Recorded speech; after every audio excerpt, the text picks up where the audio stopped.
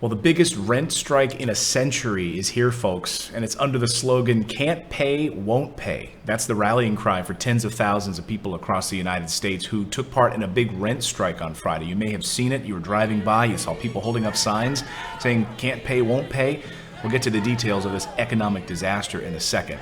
But first, I'm Clayton Morris. Welcome to my channel. Our goal here is to help you build financial intelligence, help you build passive income so that you can keep more of your own money in your own pocket. So subscribe if you are new here. Just hit that subscribe button. Well, tenants across the country took to the streets to take part in that nationwide rent strike under the slogan, "Can't pay, won't pay." The strike is the largest rent strike in 100 years, folks. You have to go back to the famous 1930s in New York City when they had thousands of renters in Harlem and the Bronx fought against price gouging and all this landlord neglect that was taking place there, and they refused to pay rent. Guess what? It worked.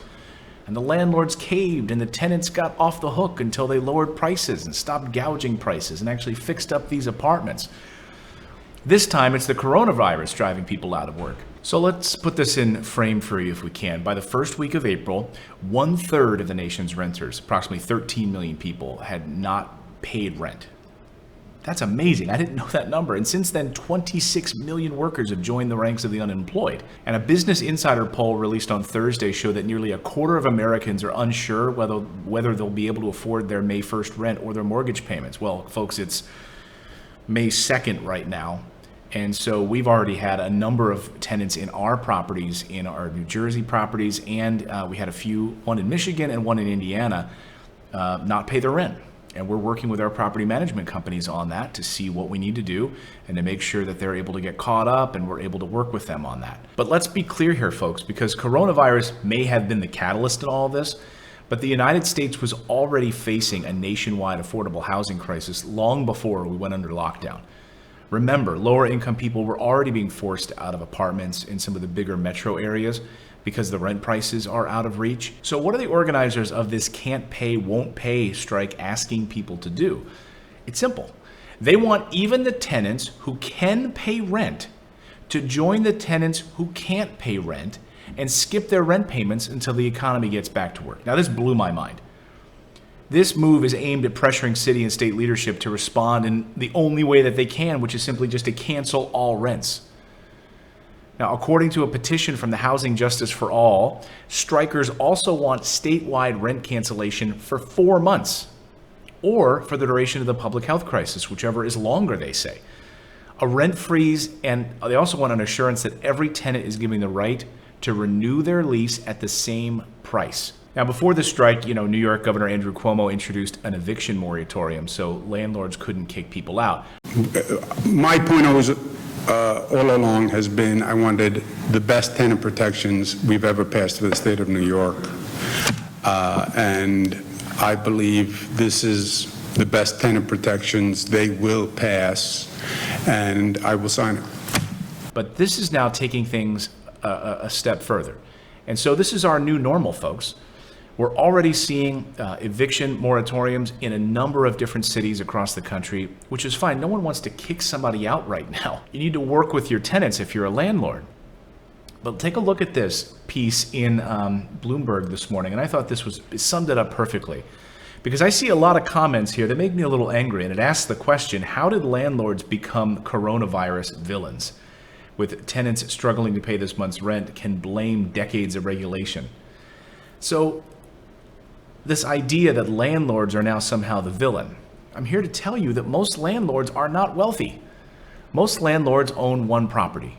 I saw a piece in the news this morning out of Los Angeles, and a landlord who owned, he lived in a 6-unit building. He lived there. He rented the other 5 units out. All 5 of his other tenants right now are unable to pay their rent. And they're always usually on time. Right now, though, they're out of work and they can't afford it, so he's working with them. He has to pay the gardener. He also then has the carrying costs. He has to pay the electricity. He has to pay the sewage and the water. And so then he's got to shoulder this. He said he probably has about 2 months of money in reserves right now to pay his mortgage because he has a mortgage on the property. I have to rent to anybody, but I want to rent to nice people. So everybody that's in my complex, I adore. I'm still shy of April's rent on some of them.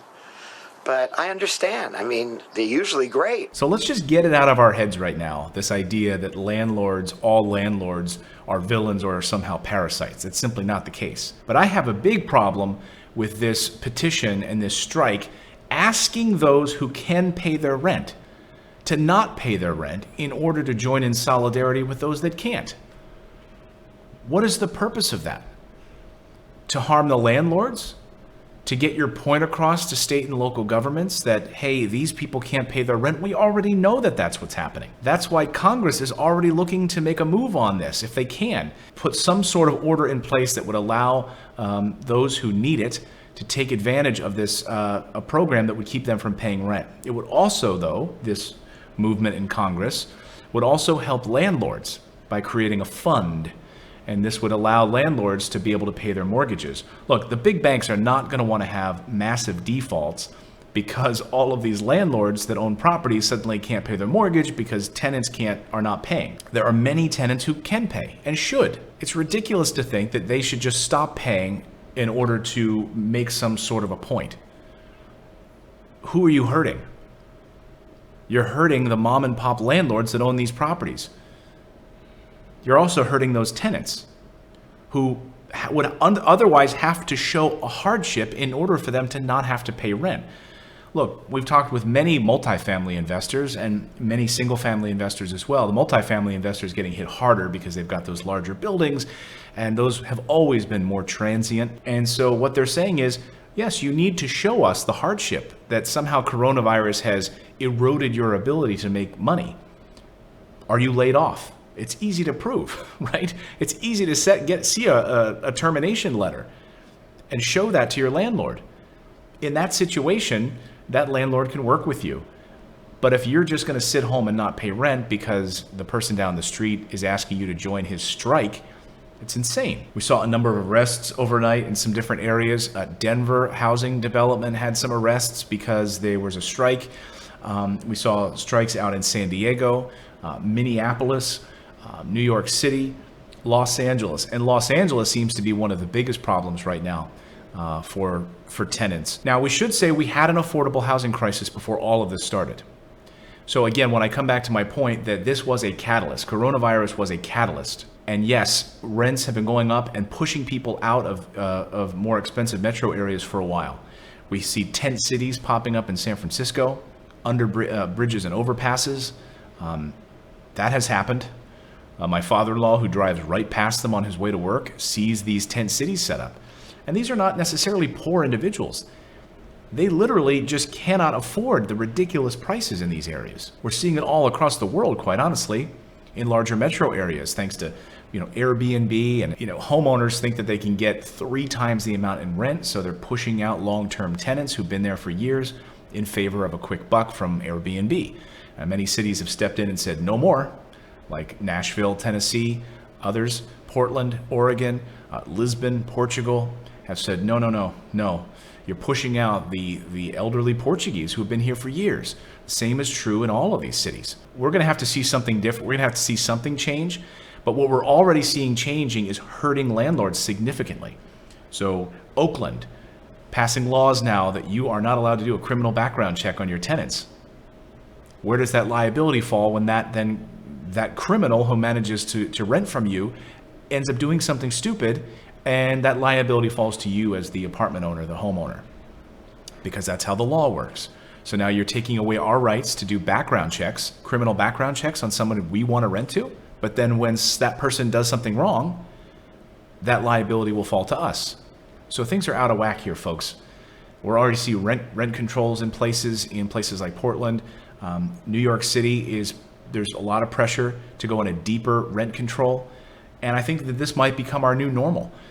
Because if all of these people start canceling rents and landlords are left on the hook, what is the government to do?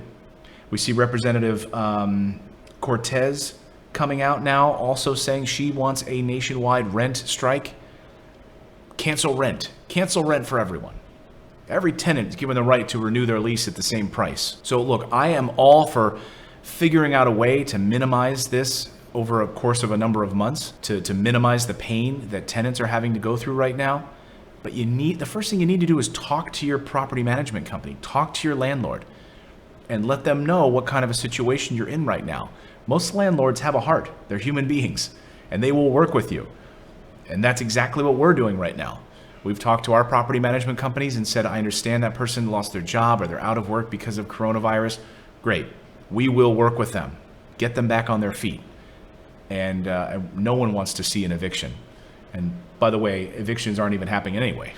We had a tenant that was supposed to be evicted right before the lockdown happened in New Jersey. You know, any of you who've been following our story for a while know this particular tenant. This was like a professional tenant, one of our properties. And the sheriff was supposed to show up that day, but that's when New Jersey went under lockdown. And so that tenant still remained in the property, still destroying the property and causing all kinds of health issues. Nightmare. Let me know your thoughts on this. You know, I think this villainy, we're painting landlords as villains, just like this Bloomberg piece says. How did landlords become coronavirus villains? Is ridiculous. I live in an apartment here. Yes, we're under lockdown. I'm paying my rent. I wouldn't join a strike and not pay my rent just so that somebody else who can't pay their rent gets off the hook somehow. I don't know. It seems ridiculous to me. And it harms landlords in a way that I think is really catastrophic. Really catastrophic. Let me know your thoughts. I would love to hear your thoughts on this. Leave me a comment below, subscribe, and let's get into a discussion about this. And we'll be back with our stimulus update a little bit later today. Thanks, everyone.